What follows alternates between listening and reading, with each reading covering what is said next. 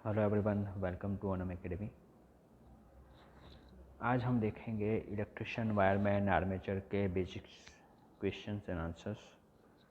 पिछला वीडियो हमने 3-4 दिन पहले अपलोड किया था, उसको कंटिन्यू करेंगे। ये पार्ट 2 रहेगा, ठीक है।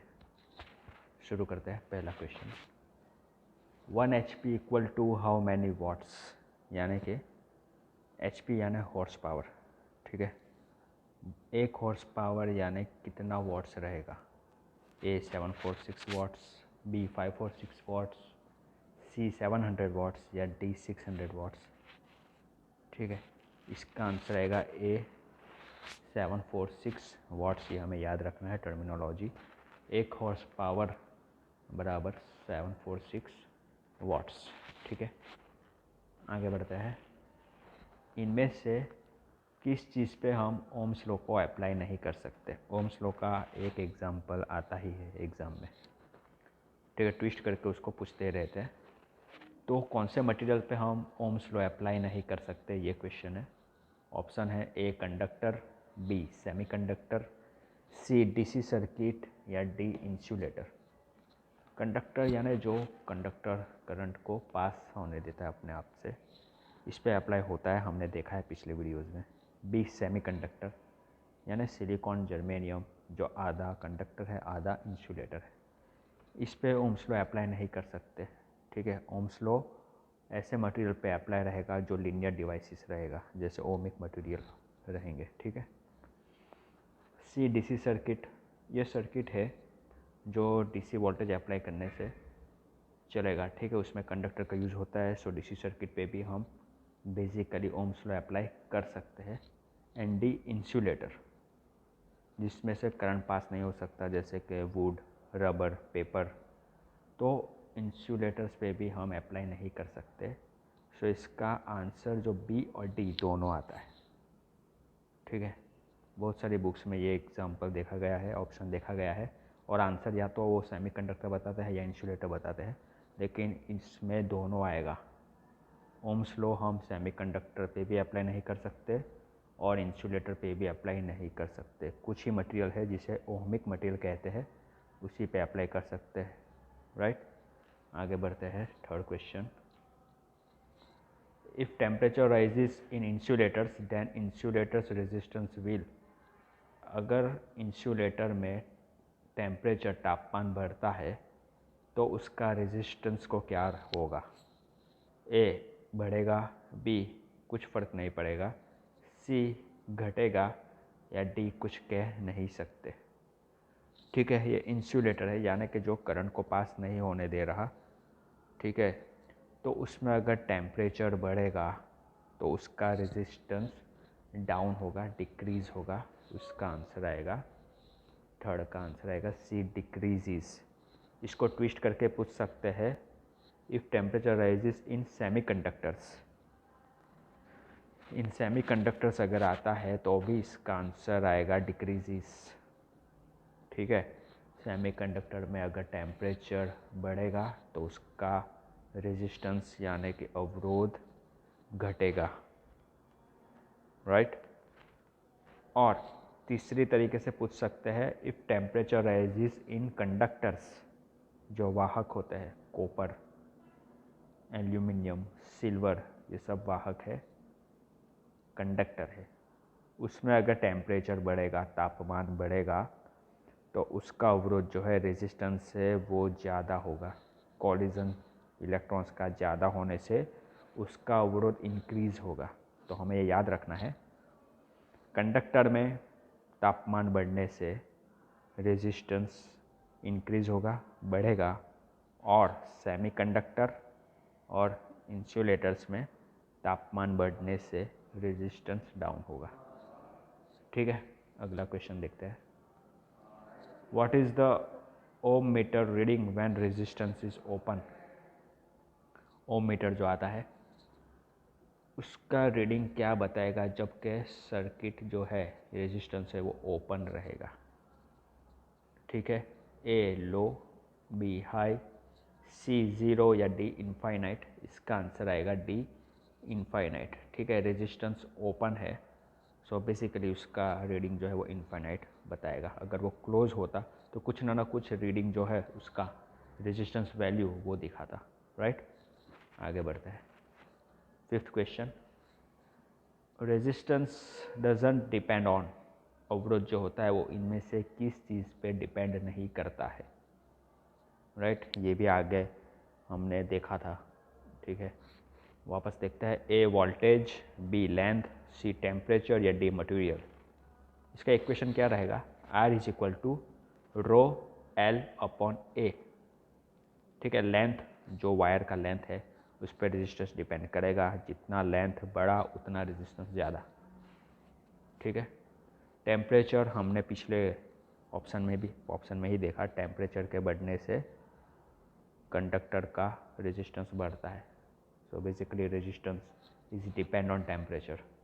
मटेरियल कौन सा है वो भी हमने देखा, उस पर भी डिपेंड करता है, ठीक है। सो बी सी डी पे डिपेंड करता है। आंसर आएगा ए वोल्टेज, वोल्टेज पे डिपेंड नहीं करता रेजिस्टेंस यानी कि अवरोध, ठीक है। सो 5th answer is a voltage. आगे बढ़ते हैं। 6th question, in which circuit power loss is zero. Close circuit power loss zero नहीं हो सकता। शॉर्ट सर्किट है, ऑब्वियसली उसमें भी पावर लॉस हो ही रहा है, सो पावर लॉस ज़ीरो नहीं हो सकता। लीकेज सर्किट, ठीक है, करंट लीक हो रहा है, पावर लॉस हो रहा है, पावर लॉस ज़ीरो नहीं हो सकता। ये तीनों सर्किट में कुछ ना कुछ पावर लॉस ज़रूर होगा, ए क्लोज में भी, सी शॉर्ट में भी और डी लीकेज में भी। आंसर आएगा ओपन सर्किट। ओपन सर्किट है, करंट फ्लो हो ही नहीं रहा, पावर लॉस होने का कुछ पॉसिबिलिटी ही नहीं है, ठीक है। तो 6 का आंसर आएगा बी, ओपन सर्किट, राइट। आगे बढ़ते हैं। 7th question, what is the class B fire from below options. हमने पिछले वीडियोस में देखा था class A fire, B fire, C और डी फायर, ठीक है। वो अगर आपने समझा है तो इजीली आप इसका आंसर दे पाओगे। A wood, B electric fire, C diesel या D paper. Class B fire यानी कि जो लिक्विड से आग लगती है उसे कहते हैं क्लास बी फायर।